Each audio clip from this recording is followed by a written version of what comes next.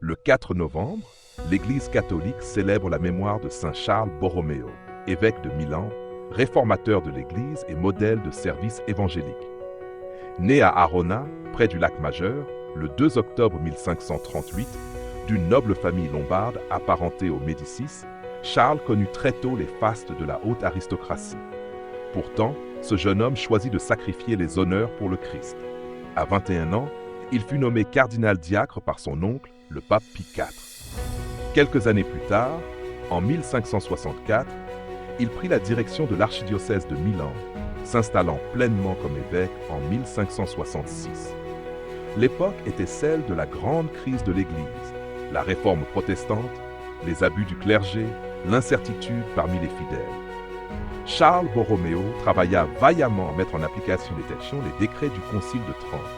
Par son engagement personnel, il refusa la vie luxueuse de sa classe, entra dans la culture de la pauvreté et de la proximité avec les pauvres, les malades, les prêtres.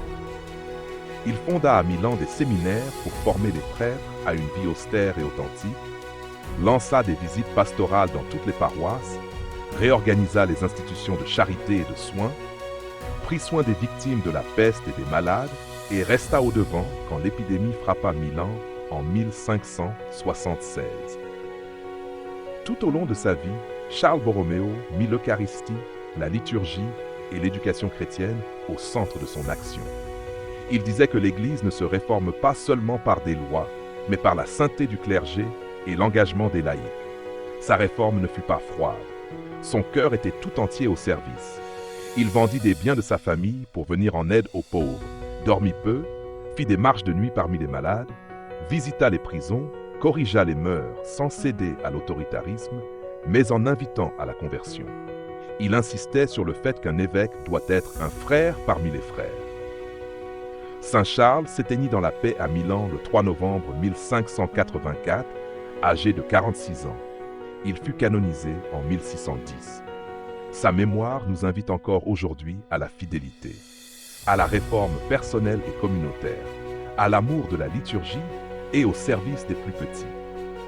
Application pour aujourd'hui, approfondir l'amour de la messe et de l'Eucharistie.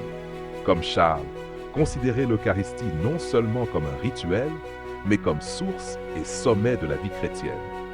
S'engager dans la réforme quotidienne, qu'il s'agisse de nos paroisses, de nos communautés ou de nous-mêmes. Ne craignons pas la conversion, l'éveil, la remise en cause. Vivre le service humble. Lorsque le monde glorifie la puissance, Charles nous rappelle que Dieu glorifie l'humilité, la proximité avec les pauvres, la pastorale incarnée.